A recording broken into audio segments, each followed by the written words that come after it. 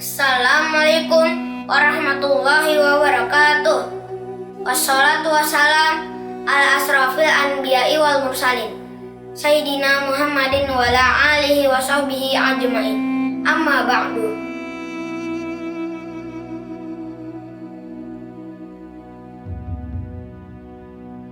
Saat Rasulullah Shallallahu Alaihi Wasallam menyampaikan kisah ini kepada para sahabat, mereka menangis terharu mendengarnya.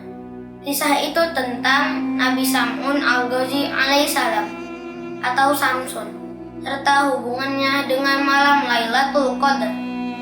Nabi Sam'un Al-Ghazi alaihissalam. Nabi Sam'un Al-Ghazi alaihissalam punya beberapa nama, seperti Syamsun, Syamun, Simson, Shimson, dan Samson. Nama Syamun artinya yang berasal dari matahari, dan Al-Ghazi artinya yang berasal dari Ghazi atau Gaza di zaman sekarang. Saat bulan suci Ramadan, Rasulullah Shallallahu Alaihi Wasallam sedang berkumpul dengan para sahabat. Beliau terlihat seperti tersenyum sendiri, hingga para sahabat penasaran. Lalu para sahabat bertanya kepadanya, "Apa yang membuatmu tersenyum, wahai Rasulullah?" Rasulullah Shallallahu Alaihi Wasallam menjawab, "Diperlihatkan kepadaku pada hari akhir, ketika manusia berkumpul di padang mahsyar. Ada seorang nabi membawa pedang tanpa pengikut masuk ke dalam surga. Dia adalah Nabi Sam'un Al-Ghazi alaihissalam.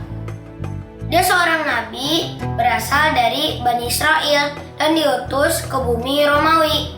Nabi Sam'un memerangi bangsa Romawi yang menentang ketuhanan Allah. Dia adalah seorang pahlawan yang berambut panjang dan memiliki mukjizat dari Allah, yaitu dapat melembutkan besi dan memiliki kekuatan yang sangat kuat hingga dapat menghancurkan istana.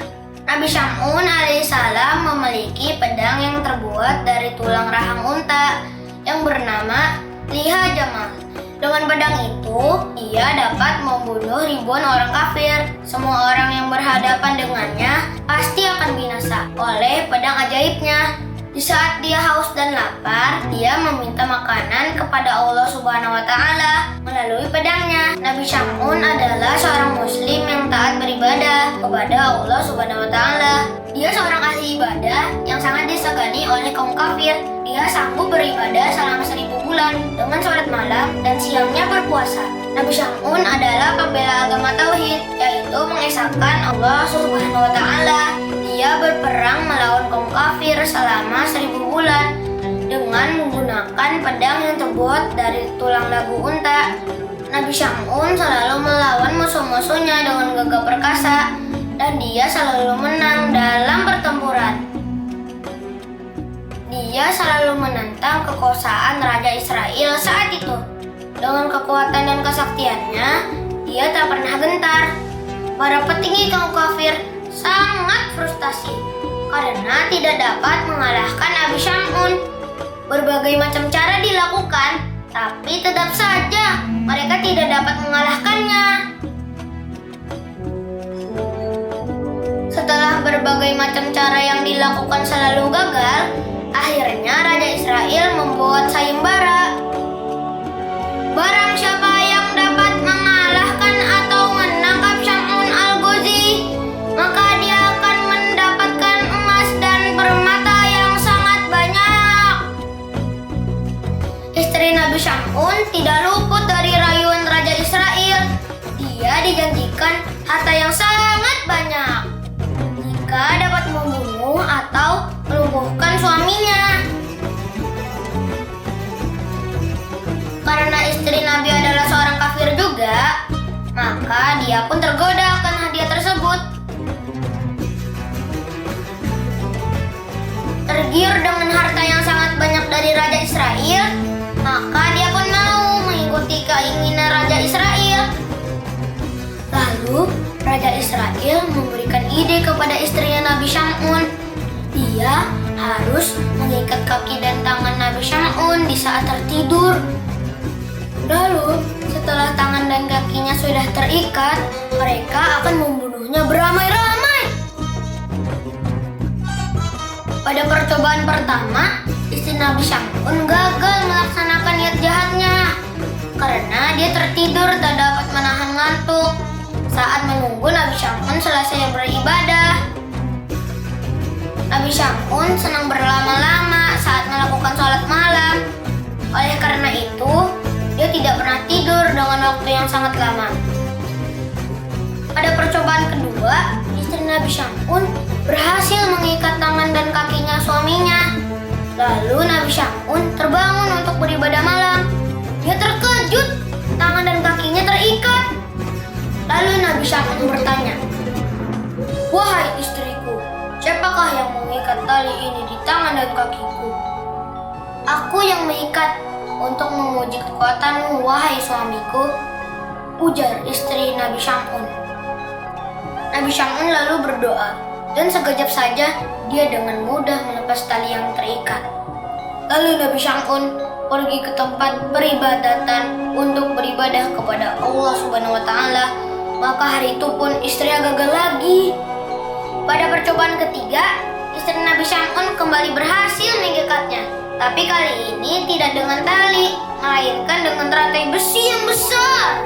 Lalu Nabi Syam'un kembali terbangun dan terkejut. "Wahai istriku, siapakah orang yang mengikatku dengan rantai besi ini?" tanya Nabi Syam'un. "Aku yang mengikatmu dengan rantai besi itu, sekedar menguji kekuatanmu," jawab sang istri. Namun dengan sekali hentakan, Nabi Syam'un dengan mudah menghancurkan rantai besi tersebut.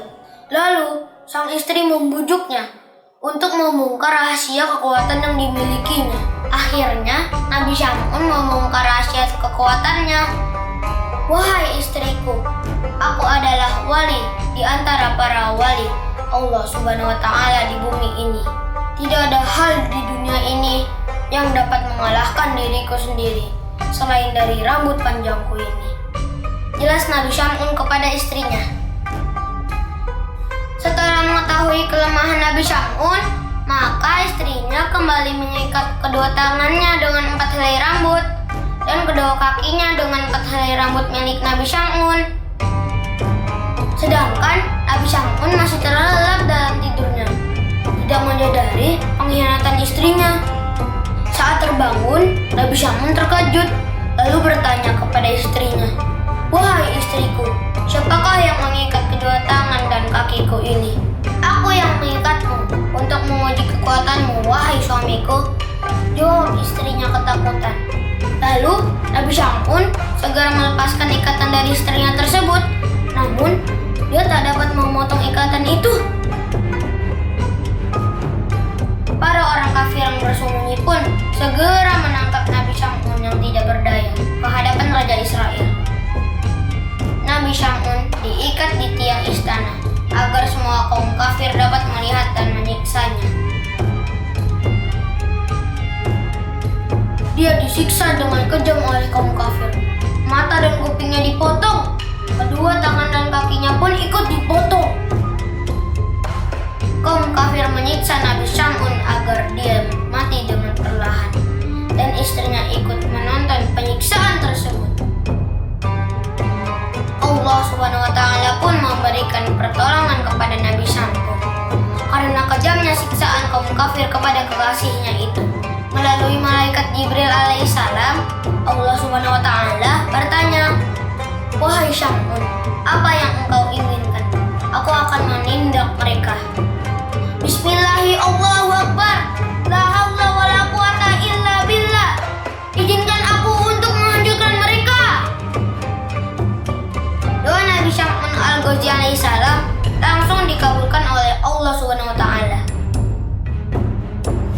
Allah Subhanahu wa Ta'ala memberikan kekuatan kepada Nabi Syam'un yang tidak dapat ditandingi oleh makhluk apapun di muka bumi ini. Lalu atas izin Allah Subhanahu wa Ta'ala, Nabi Syam'un merobohkan tiang-tiang istana dan menghancurkan istana dalam sekejap. Para kaum kafir dan raja mereka mati tertimpa reruntuhan istana dalam sekejap, termasuk istri Nabi Syam'un yang durhaka. Setelah peristiwa peristiwa itu, Nabi Syamun Al-Ghazi alaihissalam bersumpah kepada Allah Subhanahu wa Ta'ala akan memerangi kebatilan di muka bumi ini selama 1000 bulan tanpa henti. Nabi Syamun Al-Ghazi alaihissalam selalu beribadah kepada Allah Subhanahu wa Ta'ala pada malam hari, sedang siangnya beliau berpuasa. Setelah Rasulullah SAW selesai bercerita, semua sahabat menangis terharu. Lalu mereka bertanya kepada Rasulullah, "Apakah engkau tahu ya Rasulullah akan bentuk pahalanya?" Baginda Rasul menjawab, "Aku sungguh tidak mengetahuinya." Setelah Rasulullah SAW selesai berkisah, malaikat Jibril alaihissalam turun membawa wahyu dari Allah Subhanahu wa Ta'ala berupa surat Al-Qadar. "Hai Muhammad, Allah Subhanahu wa Ta'ala memberi Lailatul Qadar kepadamu dan kepada umatmu. Ibadah pada malam itu lebih utama dari ibadah 1000 bulan." Malaikat Jibril alaihissalam berkata, "A'udzu billahi minasyaitonir rajim. Bismillahirrahmanirrahim. Inna anzalnahu fi lailatul qadar. Wa ma adraka ma lailatul qadar. Lailatul qadari khairum min alfi syahr. Tanazzalul malaikatu warruhu fiha bi'izni rabbihim min kulli amr. Salamun hiya hatta matla'il fajr. Shadaqallahul azim." Sesungguhnya kami telah menurunkannya Al-Quran pada malam Qadar. Dan tahukah kamu apakah malam kemuliaan itu? Malam kemuliaan itu lebih baik dari 1000 bulan. Pada malam itu turun para malaikat dan roh Jibril dengan izin Tuhannya untuk mengatur semua urusan. Sejahteralah malam itu sampai terbit fajar.